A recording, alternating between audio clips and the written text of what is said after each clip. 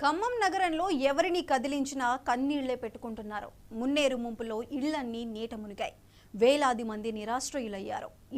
ఇళ్లలోని సామాన్లతో పాటు నిత్యావసరాలన్నీ పాడైపోయాయి. గ్యాస్ సిలిండర్లు సైతం వరదలో కొట్టుకుపోయాయని బాధితులు కన్నీరు పెట్టుకున్నారు. సర్వం కోల్పోయినా తమను ఆదుకోవాలంటూ నిర్వాసితులు కోరుతున్నారు. కట్టుబట్టలతో మిగిలిన మున్నేరు ముంపు ప్రాంత నిర్వాసితులతో మా ప్రతినిధి ఫేస్ టు ఫేస్.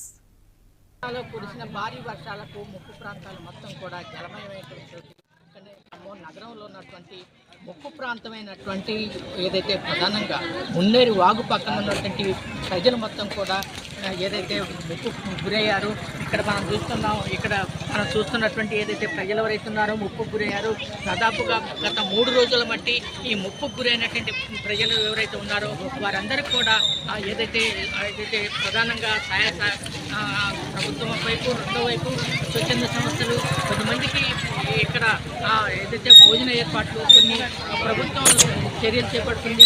రెండో వైపు ప్రధానంగా ఎవరైతే ఇక్కడ ఉన్నటువంటి ప్రజలు ఉన్నారో వీరందరూ కూడా తమకి ప్రజలకి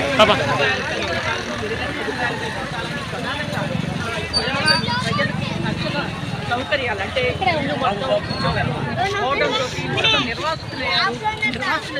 ప్రజలకి ప్రధానంగా అందరినీ ఆదుకోవాలని చెప్పేసి ప్రభుత్వం అన్ని రకాల చర్యలు చేపట్టాలని చెప్పేసి ఇక్కడ ఉన్నటువంటి ప్రజలు కోరుకుంటున్నారు. ఏది అయినప్పటికీ కూడా ఇక్కడ ఉన్నటువంటి చాలా మంది ప్రజల్లో వాళ్ళు ఉన్నటువంటి వాళ్ళని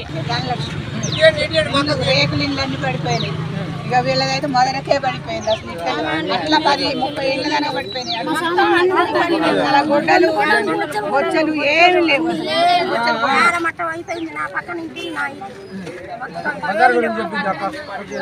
మొత్తం కాలనీ మొత్తానికి చెప్పాలి. మొత్తం కాలనీ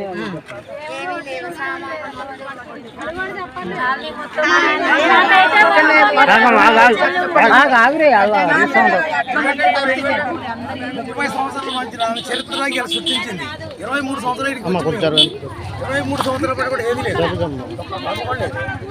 అందరు గోడలు అన్ని కాలనీలు ఒకటే కాలేదు. ఆ కాలనీ రాజగురుపల్లి లెక్క చేయడు. కిరాయి కొప్పలు అవన్నీ ఇంటి సొంత ఇల్లు చెప్పిపోయారు. 7 జనాలు వెళ్ళిపోయారు. అది లెక్క. ఆ కాలనీ అయితే అసలు బీమత్వం అయిపోయింది. ఆ కాలనీ పూర్తస్ కాలనీ అవతల పక్క సాయినగర్ కాలనీ అసలు ఏమి లేవు. కొబ్బరు సామాన్లు కదా, బీరోలు కదా, సిలిండర్లు ఇక్కడ వరదల్లో మొత్తం కొట్టకపోయినాయి. అద్దెకు ఉన్న వాళ్ళ సామాన్లు పోయినాయి. ఇంట్లో ఉన్న వాళ్ళు బిల్డింగులు కనుక్కున్నాయి. అవి కూడా పనికి రాకుండా పోయినాయి. ఏంటి పనికి రాకుండా పోయినాయి. అలవలు వచ్చినా అని 3 రోజులు చేడుతున్నా కానీ ఒక రాజకీయ నాయకులు కానీ 36 గంటలకు వచ్చారండి అధికార పక్షం పార్టీ వాళ్ళు. ప్రతిపక్షం వాళ్ళు అది కూడా తిరిగి చూసిన వాళ్ళు లేరు. ఇక్కడ ఉన్న దాతలు సానుభూతి పరులు వాళ్ళ మీద కట్టకపోయిన వాళ్ళ జనం మీద వరదబాధ సానుభూతి పెట్టి భోజనాలు పెట్టిస్తున్నారు.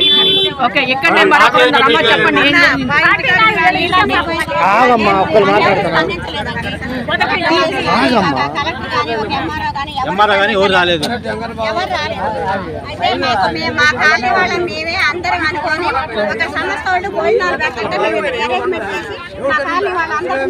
భోజనాలు పెడతాం.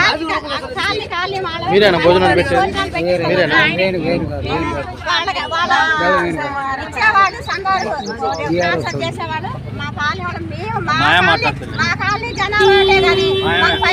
ఎవరు ఏందనేది లేదండి.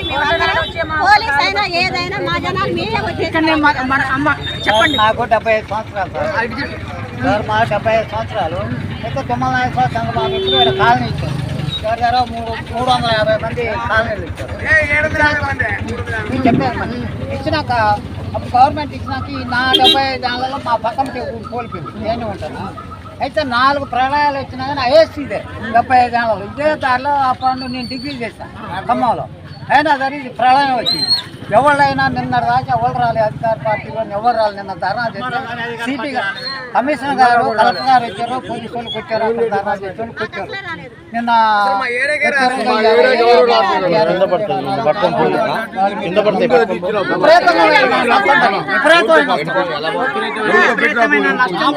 మమ్మల్ని ఆదుకోవాల్సిన ప్రభుత్వం తక్షణ చర్యలు చేపట్టాలి. ఇక్కడ అనాథలుగా ఉన్నటువంటి వాళ్ళంగా ఉన్నాము, అట్లాగే నిరస్త్రయులై ఉన్నాము. మా ఇండ్లు పోయినాయి, మా వాకిళ్ళు పోయినాయి, మొత్తం రోడ్డు మీద పడ్డాం, మేము మమ్మల్ని ఆదుకోండి అని చెప్పి ప్రధానంగా తమ కోసం వెలబుచ్చుకుంటున్నారు. సుధాకర్తో చిరారవి 1990 ఖమ్మం.